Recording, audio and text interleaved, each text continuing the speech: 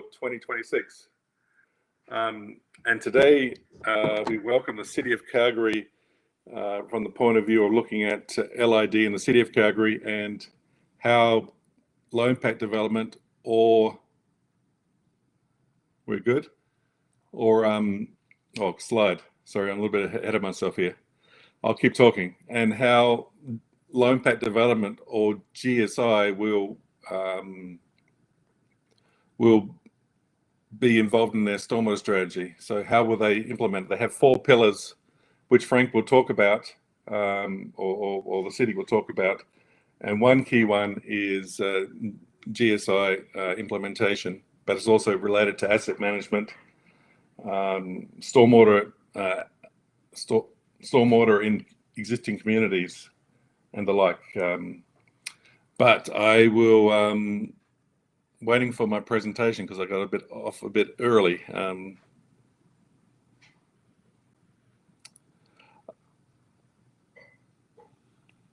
So it will be a bit of a different session, and it will involve some facilitated table groups where we will talk about things.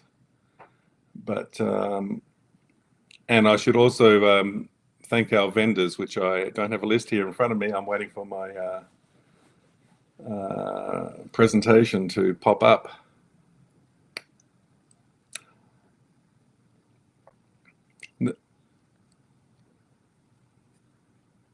There we go. We're close.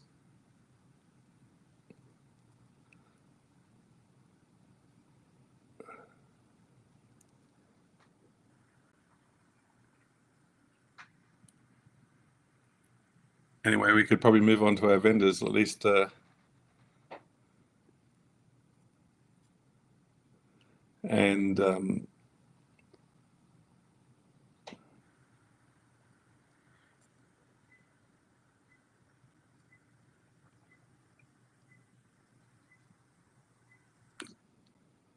I think we're fairly good here. Excellent. So, and my name's David Seeliger, by the way, the president of the Low Impact Development Partnership. I'd like to thank our vendors, Deeproot, National, I guess Whitecap company, group of companies, Permavoid, ABT, I think that's Rocks or something like that, and Norwood Waterworks. So looking at save the date for our conference in November 4th and 5th. It will be in Calgary this year, and there will be a call for posters and presentations coming up in the near future. So just keep this in mind and think about how you can, what you can present to the Alberta stormwater industry. So now I'll pass it on to Lita for some housekeeping. Good morning, everyone. I'm Lita Van Duyn. I'm the Executive Director of the Alberta Low Impact Development Partnership. No sound, Lita. No sound. Fantastic. I can hear you. Yep, me as well. Okay, how is that? Okay, might get some feedback that way. I apologize. My name's Lita Van Duyn. I'm the Executive Director of the Alberta Low Impact Development Partnership. I'm really pleased to welcome you here today. In terms of housekeeping, you'll find the agenda in the top middle of the page. You'll find that when we go back to the table mode where we started at, you're able to double click to move tables, and you can hover to see who's at a table. If you hover over their icons, we have 2 floors today. So if there isn't room on the first floor, at the top also by the agenda, you can go up to the second floor. I don't know why this is flipping back and forth here. Technology. The presentations are recorded, and you'll get a copy of the PDF of the PowerPoint, and that's all because this is a public session. Will be posted onto YouTube as well. We do have time for networking, and we do have some time for questions today. I'd just like to launch a poll to see where you're all from. I know we've got a pretty good contingent from City of Saskatoon today, and so that is exciting. I would like to start this poll to just ask what type of sector are you primarily representing here today? So it's always good to see who's in the room. And we always anticipate we had registration over 130 people for this event, and we expect that quite a few are just going to take the recording, but we're pleased to see 78 participants with us here so far. And yes, we even managed to find another. But as usual, engineering typically dominates our audience, but we're very appreciative and recognize the importance of these other types of backgrounds of knowledge that come to us, and those integrated outcomes where we need everyone's voice to participate. So I'm just going to close that, and I'm going to hand it over to Kyle here. And so we've been working with the City of Calgary for quite a long time, as you'll see, but this is rather a momentous occasion to be able to talk about the freshly minted Stormwater Strategy, and pleased to have the city here today.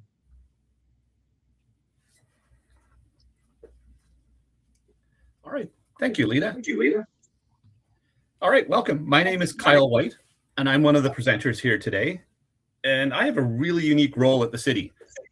I'm not a stormwater expert, but in my role as program manager for implementing the Stormwater Strategy, I'm positioned and empowered to bring together and support an amazing team of experts from across city departments to advance stormwater. So let's grab your coffee and let's head into the world of LID. Next slide, please. So why are we here today?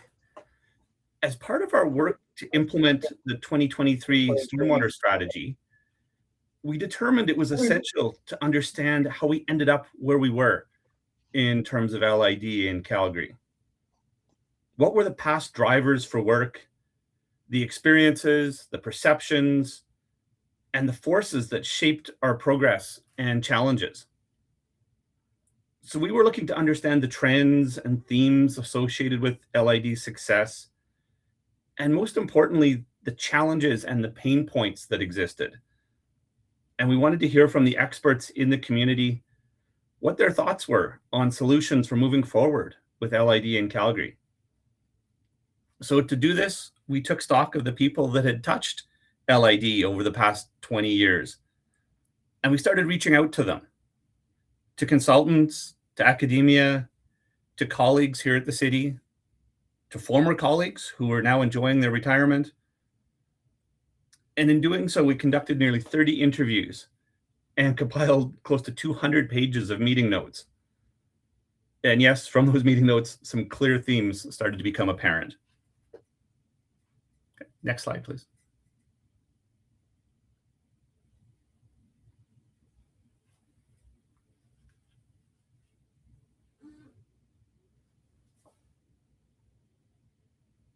Okay, Bert, I think you're speaking to this one.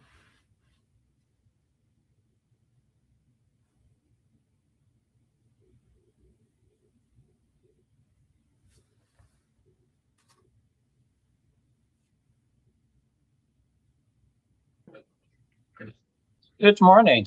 This is not Lita speaking. This is Bert, who quickly ran from another office to the ALIDP Executive Director's office. Good morning, everyone, and thanks, Carl, for this first introduction. So this slide provides an overview of it's almost my career, really, 30 plus years in stormwater management in the Calgary area. Now, the first attempts at looking at stormwater quality in Calgary started well over 30 years ago. In fact, already in the early 1990s, we were starting to get concerns about erosion and sediment control and what was coming from our urban areas. But in the late 1990s, that started to solidify. Concerns were expressed both by the province, Alberta Environment, as well as actually by the Department of Fisheries and Oceans. I vividly remember a workshop around 2000 where DFO came and it was going through the room. He's got a sidearm. He's got a sidearm. This is serious business, actually. And all of that at a certain moment in the early 2000s came into a number of initiatives looking as to the Bow River, which is a pretty small river. What can it handle, actually, from urban loadings into the river, both from a sediment perspective, because we know in Calgary, over 90% of the sediments into the Bow River come from stormwater, as well as from a nutrient perspective. So there was a number of studies were done already in the 1990s, going into the early 2000s, looking at that. Sediments, smothering fish, and so on, nutrients, as to how it was impacting dissolved oxygen levels, ultimately within the Bow River. And so that led to regulations to reduce the TSS loadings. Alberta Environment released its 85% rule for reducing 85% of TSS for particles 75 microns and over in April 2001. Now, that was largely focused on greenfield type of development. Around 2003, one of the other reorganizations that are happening, we're very good at reorganizing every number of years, but this was an important one as to providing the necessary funding that was necessary for a number of our activities, specifically focused on stormwater, as opposed to an emphasis in the past more on potable water and wastewater. The first stormwater strategy in Calgary dates back to 2005. And that was adopted by council back then, and it actually had a target pertaining to the total load of TSS into the Bow River. And that target actually still exists. And with that too was an acknowledgement that we can't just look at, say, new greenfield development. We knew that storm ponds were doing quite well in controlling the amount of sediments, but have to look as to, as the city continues to grow, you will never completely remove all the sediments, even with storm ponds, and need to tackle some of the older existing communities as well. And a number of projects were done around that era. And I myself actually was the lead author on both of them. One was a scoping study, was a lot of engagement that took place around 2003, 2004, as to looking at different types of BMPs, what are the experiences in other jurisdictions, and so on. And then in 2007, the Source Control Practices Handbook, which you can still find at calgary.ca. Now, in 2007, the strategy got adopted as to, in the sense of incorporating LID. And that was actually not just committee, was council as well, and for a mandate to pursue LID implementation. And in next slides, we'll talk about how some of these, the two different prongs as to how that has been happening. Around that time, too, as a lot of studies have been done in the Nose Creek watershed, especially the West Nose Creek watershed. The Nose Creek Watershed Partnership had been created in 1998. between Calgary, Airdrie, Rocky View, Airport Authority, and so on, and Crossfield. I'm not sure if they were right from the beginning, but they joined at a certain moment as well. And really demonstrating the impact of all of this runoff that was coming from our urban areas into Nose Creek. Nose Creek is one of the most urbanized watersheds in the Calgary area. So a lot of things were happening. 2011 was the last update of Calgary's Stormwater Management and Design Manual. It did have some verbiage in it there already pertaining to BMPs, but a real effort started around that time. And that effort was focused on specifically LID, a number of subcommittees with that, the creation of a number of pilots installations as well, and the start of working on what we're calling the LID modules, which a number of them can be found on calgary.ca as well. Around about just over 10 years ago, there were some changes that happened. People moved on. There were some changes in priorities, as well as some of the targets pertaining to controlling the runoff volume became voluntary. And then that took a little bit of the impetus away for some things. There was reorganization as to which group was looking after it, but the resources didn't necessarily come with it. And then bang, 2016, 10 years ago, the recession hit hard. And so the resources were reduced. The research program under the Drainage Knowledge Program was frozen for a couple of years. There were really no new pilots being implemented by the water utility. And so things slowed down significantly. There was still some efforts, and looking at the strategy from an LID perspective, but we came to the conclusion that we first of all needed to look at a higher level. And so that led to the start in early 2018 of the engagement activities associated with an update of the 2005 Stormwater Strategy.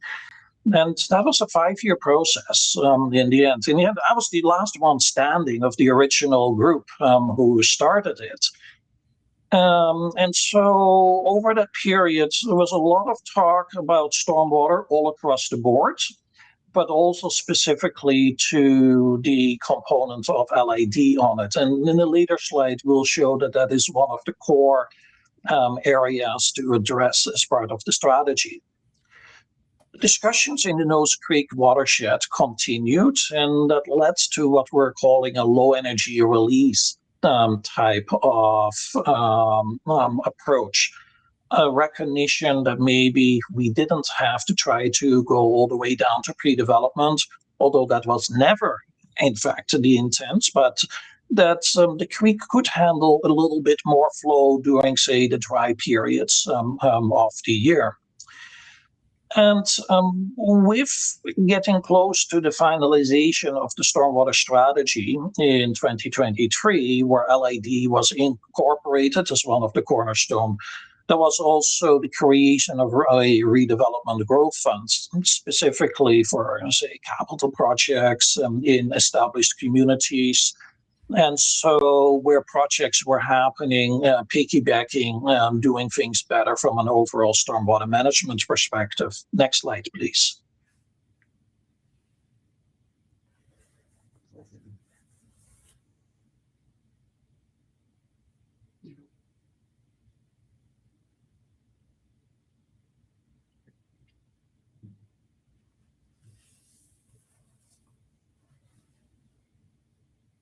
Hi, so we're playing musical chairs here.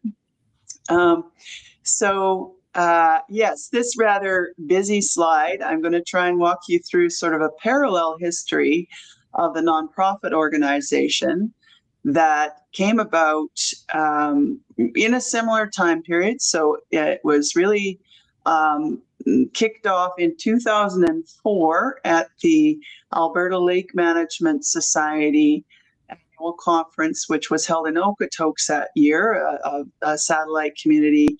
I hope no one will crucify me for saying that, of Calgary.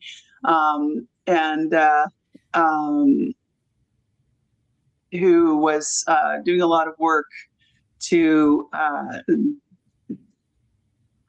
keep their own growth within the capacity, the carrying capacity, the system they were in. So Okotoks has always been sort of a champion of thoughtful growth. And so OMS was there that year, and they had brought in some folks from the Pacific Northwest who had done the work on the salmon to show that the level of imperviousness that impacted the salmon was more like 8%. And now this has been shown in many other contexts. It's a universally accepted thing now that around 10% imperviousness, that's the knee of the curve for when we really see impacts on a biological level in the aquatic receiving bodies. And so there was the thought that, 45% imperviousness is not an okay number. We need to be making our communities behave like they are 10% impervious, when in fact, the actual impervious level could be much, much higher. So City of Calgary and Alberta Environment were extremely strong supporters in those early days, and over the next 5 years, it led to the creation of this Alberta Low Impact Development Partnership, the idea that we needed an integrated approach, that no particular government agency or municipality or industry sector had all the knowledge that was going to be necessary to solve this problem. And it was a coalition of the willing from amongst the professional community to look at these topics and to dialogue on them. So that was I call it a grassroots professional organization. So it really was very organically initiated. And our first conference after we became a society was in Edmonton in 2009, and Obama was elected. And so we called it Yes, We Can. And that was our theme for LID. And so around that time as well, you'll see in the bottom there, we sort of have these two kinds of parallel streams. We've got education and guidance, and we've got demonstration and feasibility. So it's sort of like pushing knowledge out there and figuring out what can really work. So sort of like,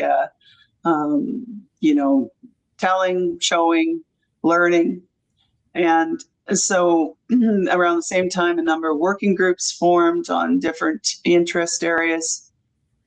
And we started with annual training with the City of Calgary, including erosion and sediment control. That went on to 2015 when the city decided that they didn't have a mandate to do training.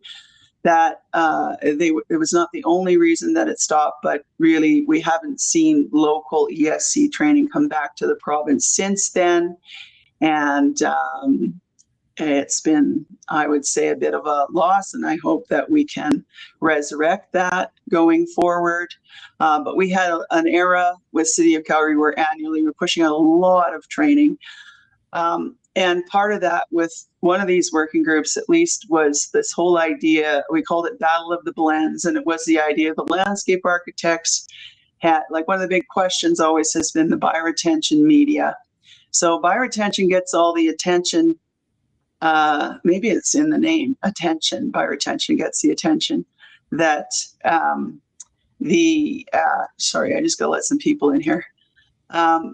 Gets all the attention because it's maybe the thing we understand the least and have the most things we need to solve to make it, optimize it. And so a lot of our attention around SAP, it doesn't mean we don't have a lot of things that we can do and know how to do, and you'll see some of that later. But lots of the challenges are around, you know, suitable practices for the climate and everything. So we had this idea of out in the world, sandy media was really promoted.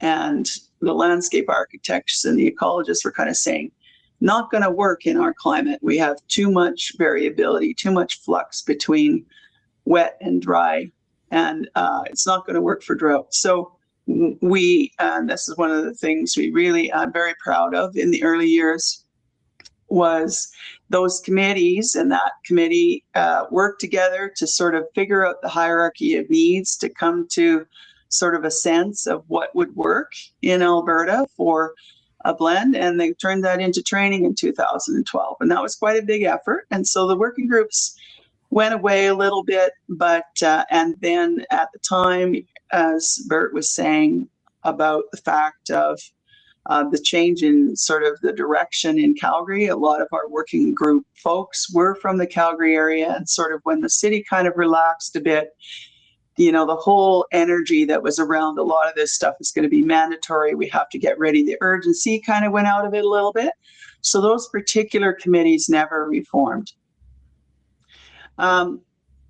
We had then the idea that money and grants were primarily available for doing on-the-ground work. We had no educational resources. We realized that stewards and sustainability people and people who were working on public programs in municipalities needed support.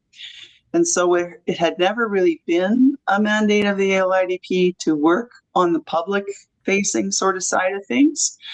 We did around 2013-14 take up that mandate, and so then you'll see the spongy soil sucks much more expanding sponge. That was kind of a bit of an outreach product. And our board came together and they made this saying for our water bottle. On one side of the water bottle, it says, "Who's drinking your stormwater?" But on the other side, it says, "Whose stormwater are you drinking?" And so it very much points to the idea of source water protection, and what are we doing to ensure that those waters can be treated effectively, especially in the age of emerging contaminants. And so that idea that we had in 2014 is really coming forward now as one of the drivers that indeed does really point to the use of bioretention and where it really shines on the water quality side. So without going into too much of this, it's just the green is sort of, we ended up doing a lot of residential demonstration projects, and that turned into YouTube channel. We published a 100-page guidance document on homeowner practices. We started a fledgling website, resilientlandscaping.ca, to host all that information. We haven't had capacity to really look at it. We've been active on the national stage with doing, speaking. There's quite a strong presence from Alberta in on the creation of the bioretention and now rain garden design and construction standards. We've been deeply involved in that. Policy around reuse and working groups have really come on. Well, we've done a lot of research. And so we had an era of conferences and training. That was really our first thing. Eventually sort of getting into research and monitoring and demonstration.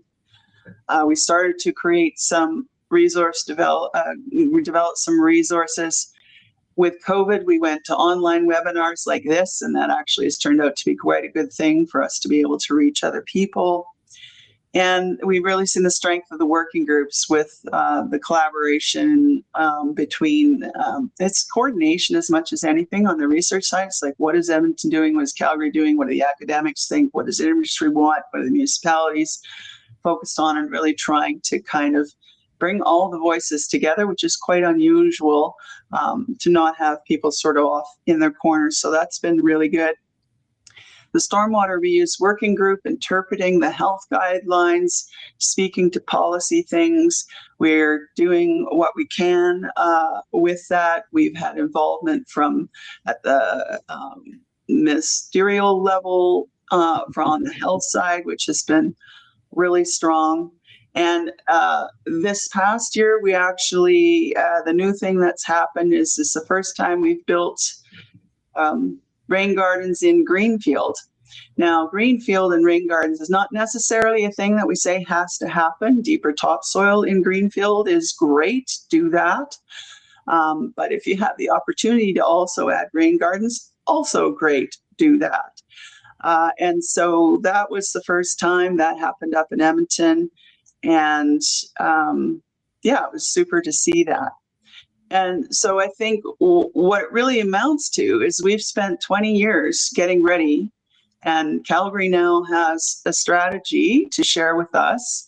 And the LID component, we've been doing a ton and ton. I've said all this time that we have been getting ready for this day when the municipality would be ready for the knowledge and the, you know, what we've gone through to kind of get to this point, that we can hit the ground running. And I really hope that that's what, in fact, the end result is that we are ready to hit the ground running with the city now that the city is ready. So we're very much looking forward to the next stage.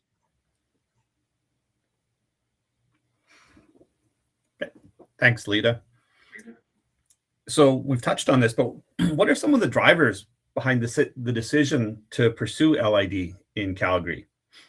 Well, as we mentioned before, historically, we started down this path in order to stay within provincial regulatory limits for TSS. And these eventually became embedded into a total loadings approach within the Calgary water utility. Well, I was not in water at the time. The feedback we heard through the interview process was that there was limited corporate support for managing that total community loadings outside the walls of the water utility at that time. That said, there was a concern that large parts of Calgary discharged stormwater uncontrolled into the Bow and Elbow rivers. And given the challenges to implement ponds in these older communities, LID started being contemplated. In the early 2000s, we began implementing a number of wet pond retrofit projects to achieve water quality objectives.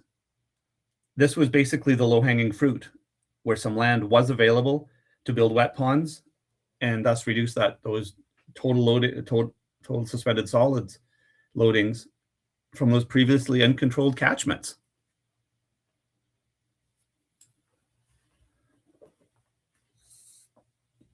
In parallel, we increasingly became concerned about the impacts of stormwater discharges on the morphology of our creeks.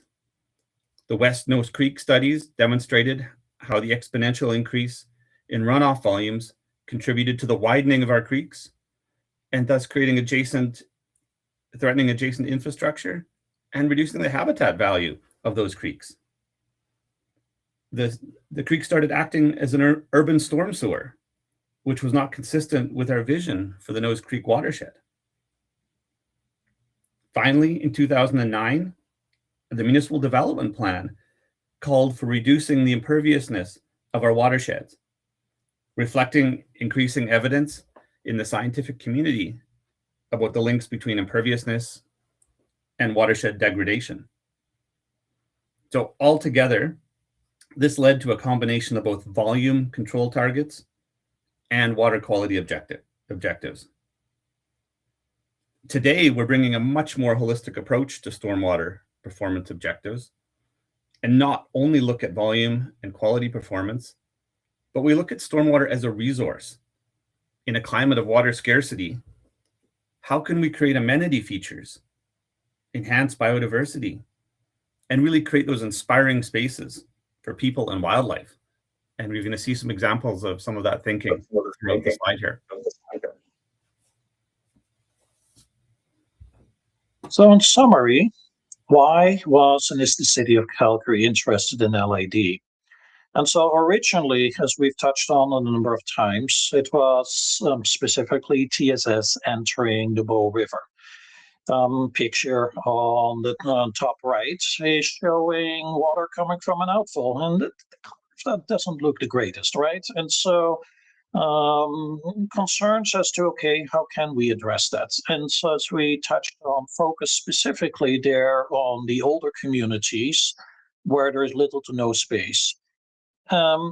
That's that prong of attack was specifically with the pilot studies that started installations around 2009, 2010. There were some other projects happening in the Calgary area, the Curry Barracks first phase. In Calgary, I don't think we ever did as much as in Edmonton. In many ways, I'm quite jealous as to what's all been happening in Edmonton pertaining to the established communities. Because after the pilots, we've always had issues with the upscaling as to going to a full bore implementation.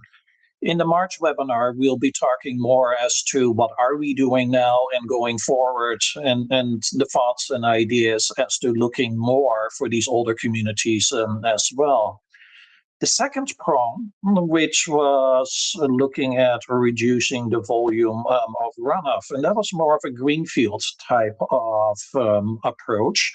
We focus in the Nose Creek and Pine Creek watersheds, addressing these excessive erosion issues. Here, the example along West Nose Creek that was associated with that uncontrolled stormwater entering those creeks. So they're just not able to deal with all of that water because we're in a semi-arid region. And so we are seeing really very significant increases in the amount of runoff. And then in 2009, in the municipal development plan, there was a link made there with respect to the overall level of imperviousness. And it was written in there that there should be a target on a watershed basis of 10 to 20%. And that was based on research that had happened in a number of parts across the continent where that graphic on the bottom right relates the amount of imperviousness on the bottom axis with the integrity of the streams within that area. And it found is the more hard area, the greater the impacts. No surprise on that.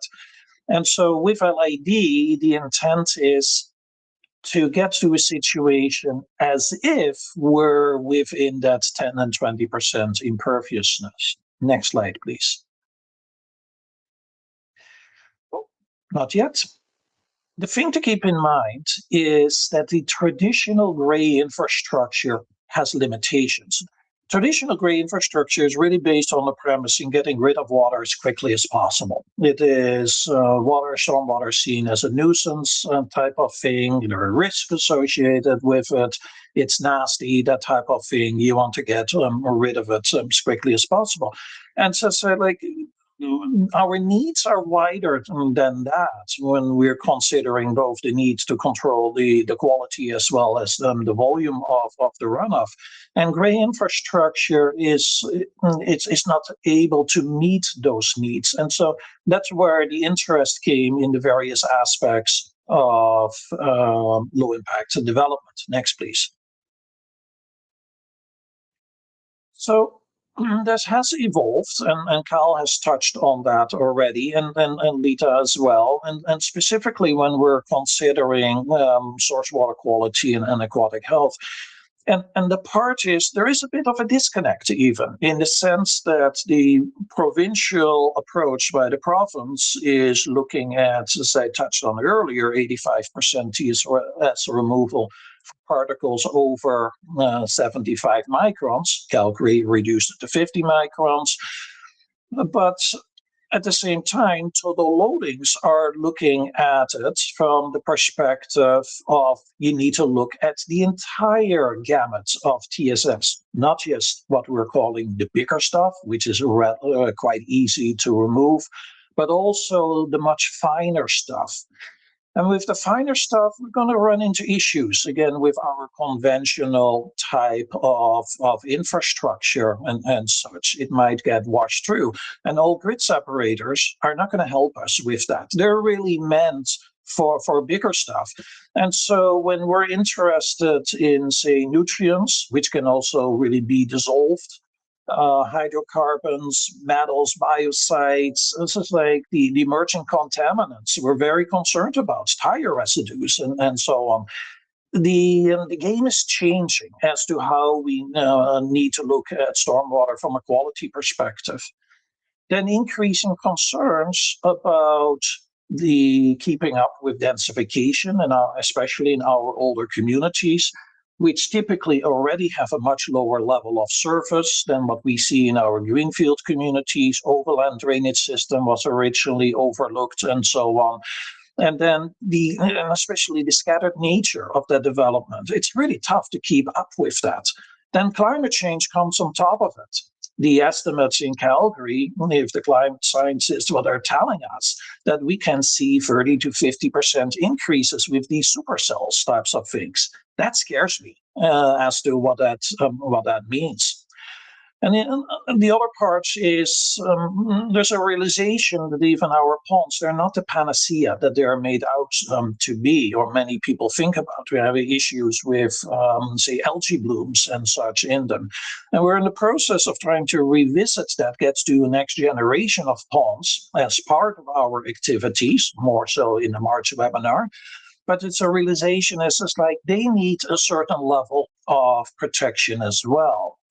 And lastly, in our 2023 strategy, there was very much a focus too as to how the stormwater management potentially contributes to city building. So, because stormwater is everywhere in our communities, and so how can it contribute to that? Next slide, please.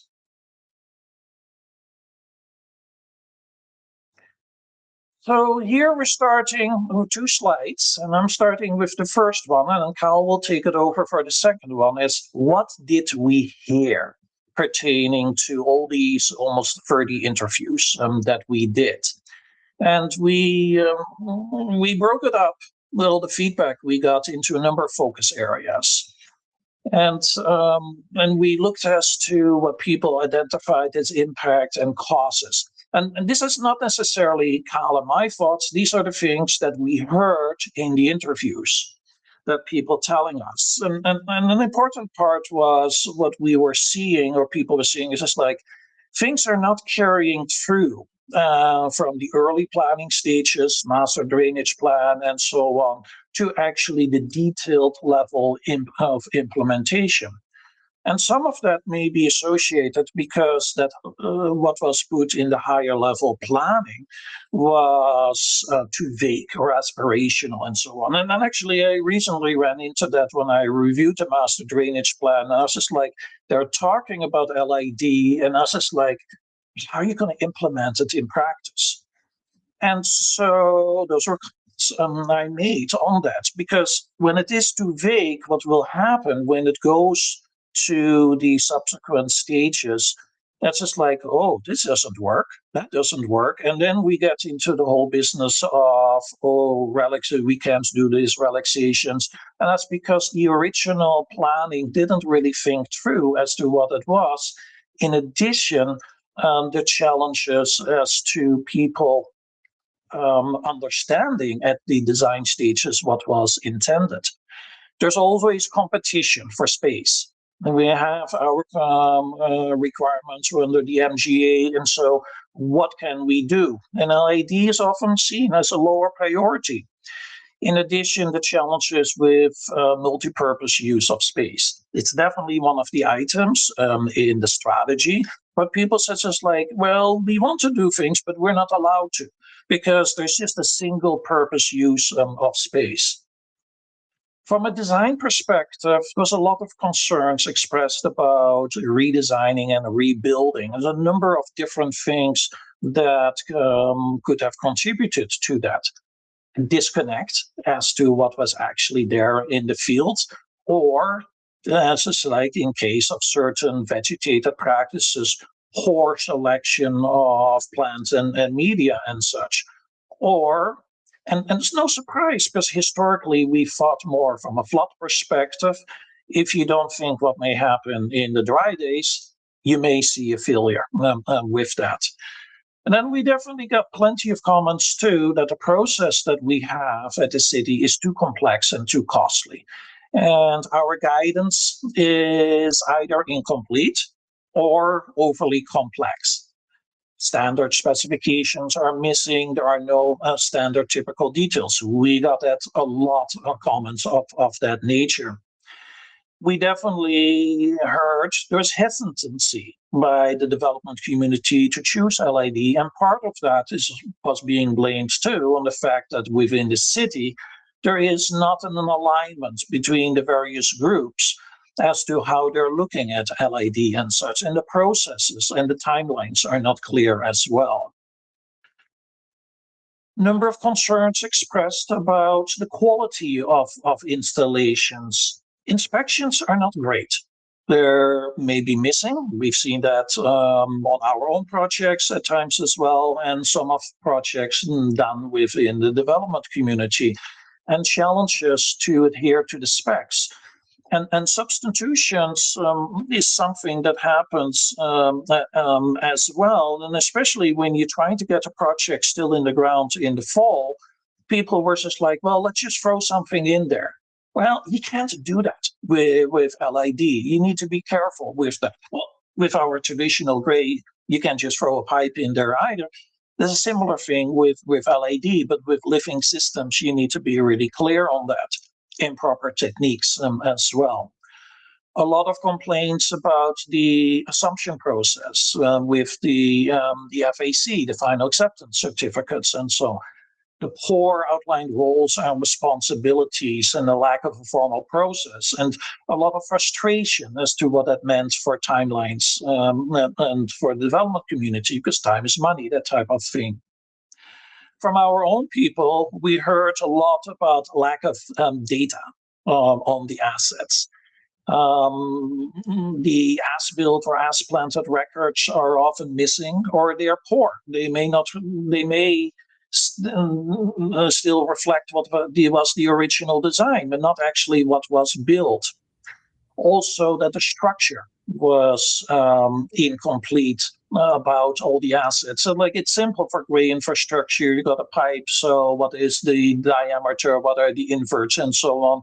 With LID, there are so many more things you need to think about, and there are so many different permutations. And the process to transfer all of these records into the database was not great either.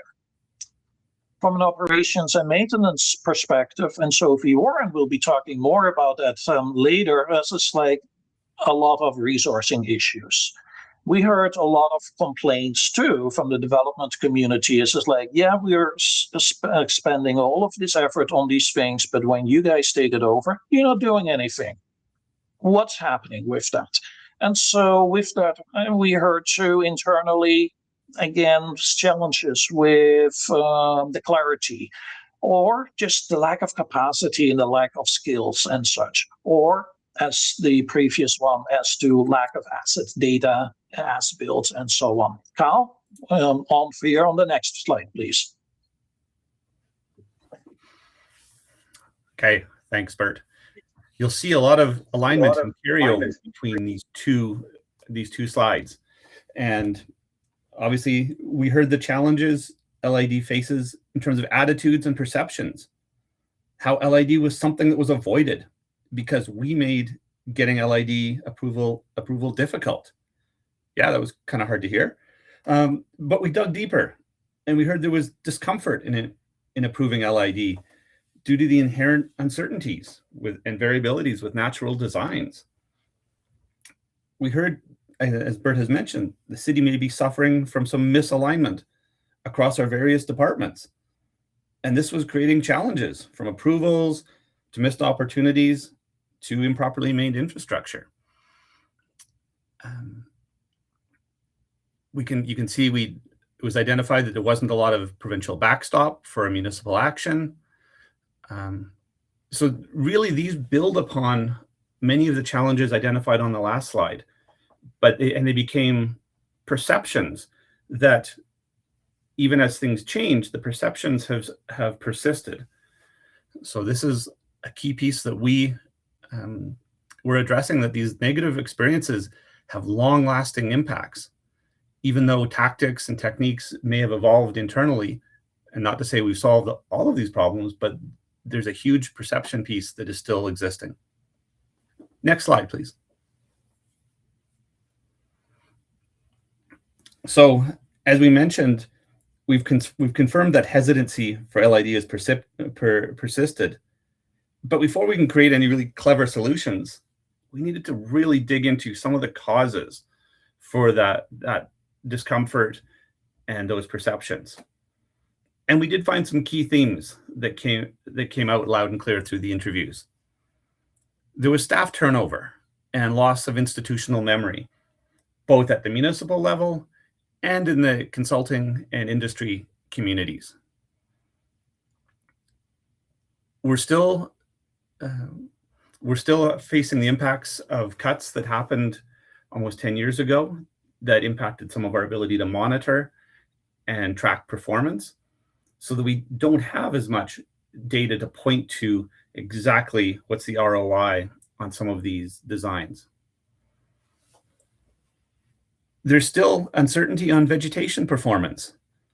And this really links to that last piece, which obviously anyone looking out the window in Calgary has been reminded of today. We're a winter city. And many of the success stories and case studies that are out there aren't necessarily winter cities. And so how do these designs stand up to Calgary's climate? That's a perception that's still there. And that's a hesitancy that we're still working to address. Okay, next slide. So we're almost at the break.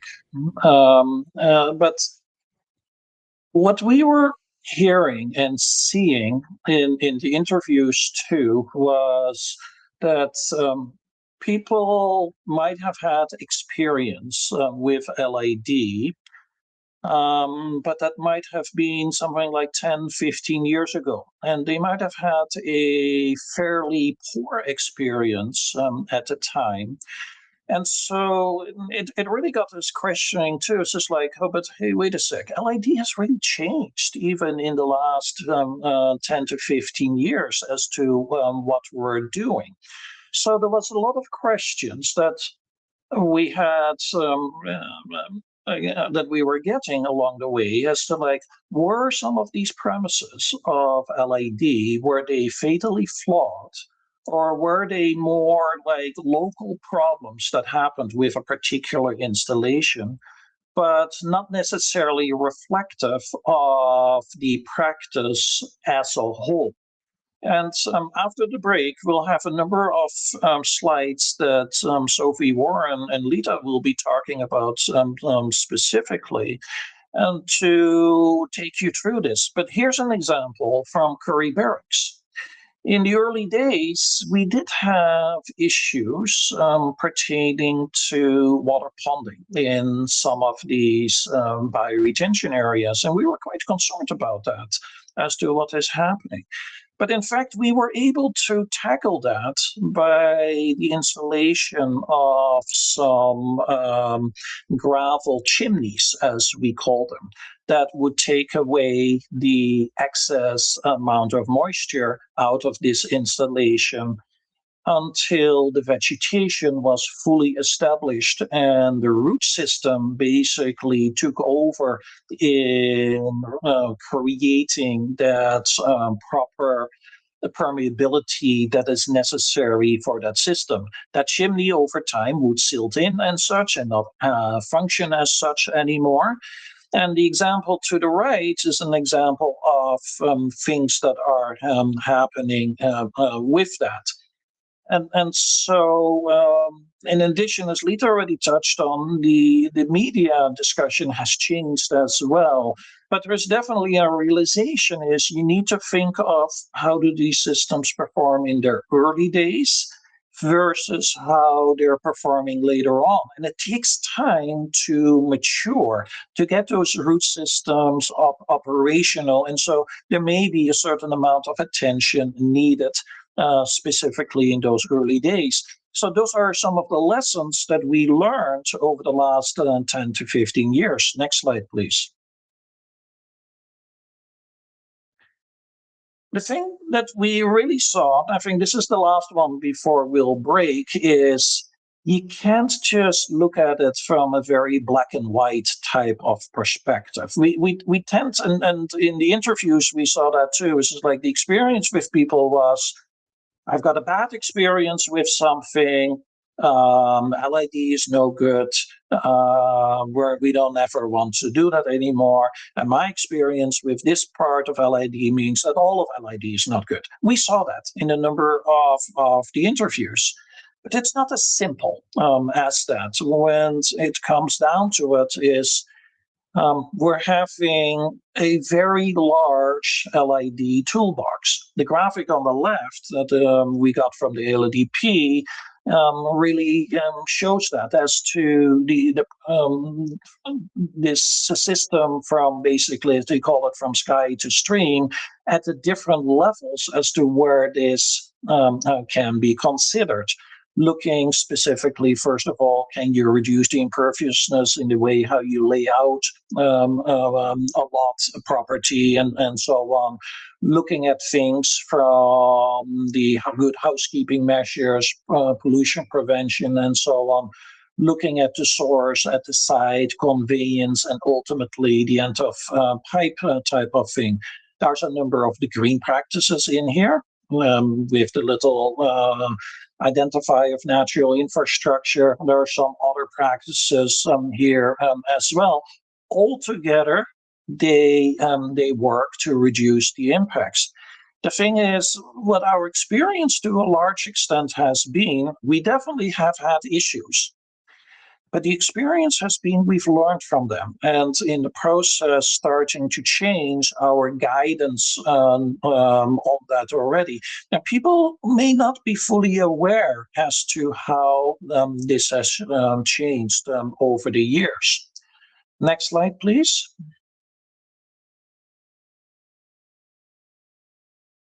So I think Lita and Sophie, I think we're going to cut it off here for now, and we'll continue after the break with this particular item. So Lita, I'm just inviting you back here to your office to take us back to the break.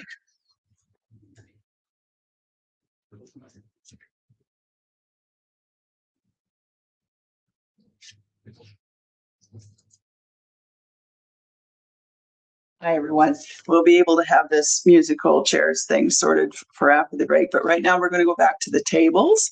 And we do see some questions that have come in there. We will look to have those addressed a bit later. You can upvote things that you also want to hear about in the Q&A. And indeed, we will see you back here at 10:30.